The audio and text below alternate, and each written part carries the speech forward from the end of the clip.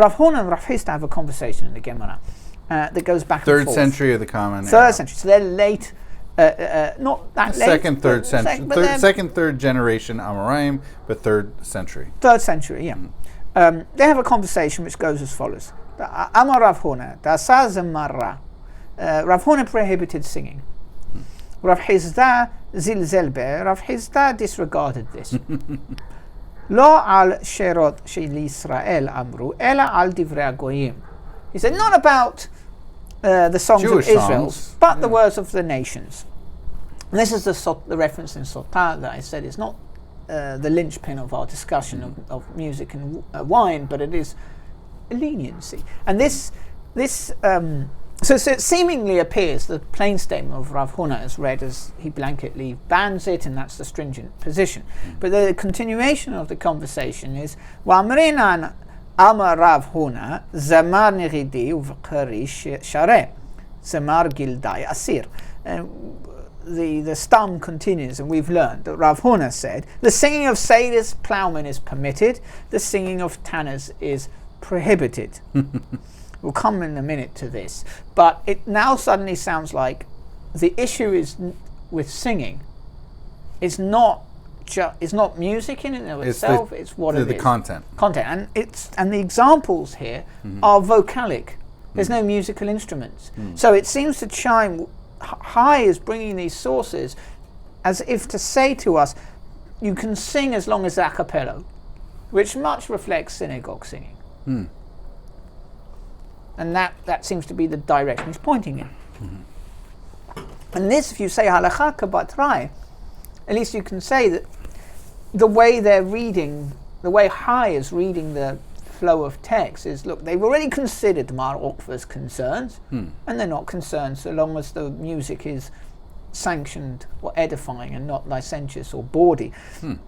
And so do I read Mar Ukva that way. And I think that's how he's trying to match everything. That's his words? No, that's my understanding of High as how he's trying to match the sources together to make something of a coherent reading of music in halakha. And as I said, this is the first attempt, so we don't know. I mean, we don't know if this is the second short that he wrote or the first one, but it's the first person who's trying to make practical sense of the issue. The above text continues, and it's interesting, so I thought I'd keep it in as a primary text to mention, which is Zeh hazemeh she'omrim moshecheh sefinot shehen nichidai v'zameh ro'eh baka de'inun b'kare inun meshirot shel Yisrael.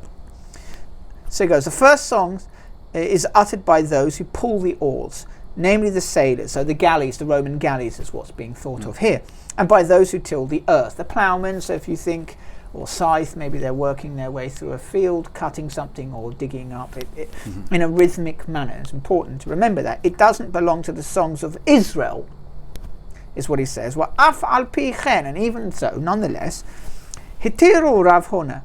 Rav Huna permitted it. And it says, what does it say? Shahaka v'ra'a ki lo hayu bo divrei gidufin v'lo devarim mechu'arim v'yesh bo עזרא ומסעד למושכין ולועים, אבל זמר של הבורסאים חקר כי היו בו דברים מכוערים בעשורו.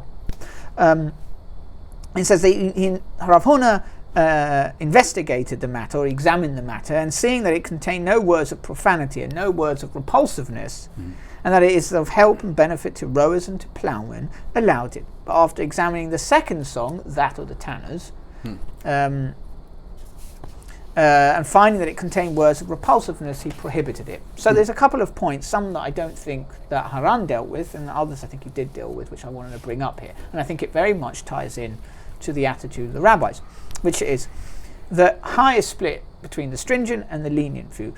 On the one hand, Mar Ukva restricts music to sanctified, edifying music, and on the other hand, you know, Rav Huna and Rav Hisda seem to allow certain type of music, and as long as it's not bawdy, which of course makes a tension. Like there's edifying music, there's bawdy music, and then there's this stuff in between of Rav Huna and Rav Hisda, which is neither bawdy nor necessarily that edifying.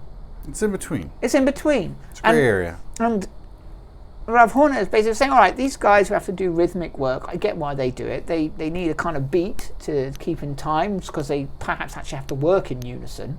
Like pulling the example of the galley slaves, most likely having to pull at the same time, and the beat of the drums, or even a melody, or cutting through a field at the same rate. It's all necessary, but they're not necessarily singing edifying songs. They're just singing a song that you can for find productivity purposes. For productivity. And then you've got the tanners, and this is an interesting one. These are probably going to be more body. And there's reasons why. And in the original... Well, they're not necessarily in groups trying to do stuff. Even if they are working in, by the water together, it was often the case, or weavers who may be sitting around together weaving, but not necessarily working together. There are two reasons why I think he picks up on those, and it's, I think, to do with the way that work was conducted in the pre-modern world. Number one, urine is used in the case of tanners. Urinating constantly, needing to drink and urinate constantly to produce the urine or to work the leather. So that means genitals are involved and urine and a certain mindset that goes with it. And tanners were largely despised because of the nature of their work and the smell. In the case of weavers, they would sit with their legs apart and with their work in front of them, the loom in front of them, or whatever it was, the material. So that, of course, and they would hike up their dresses, and the women. So there's a lot of rabbinic texts implying that they're not very modest. Is the rabbinic attitude to them, which suggests to me that that's also possibly in the mind of Rav Huna.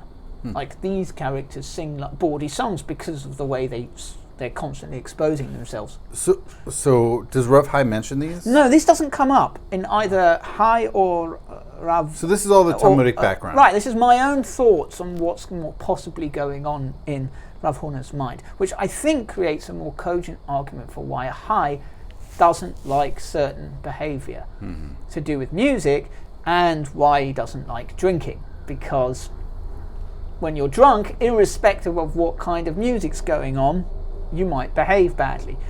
And once you add music in, and this is the really interesting thing, is that people understood that music changes the way people behave. They start gyrating, and that comes up in the end of... It sounds like Elvis and the Beatles. Right. So yeah, go look at dancing to drums, and you'll see that. There's a lot of physical body swaying across the Middle East and other parts of the world that bothers people who don't like that.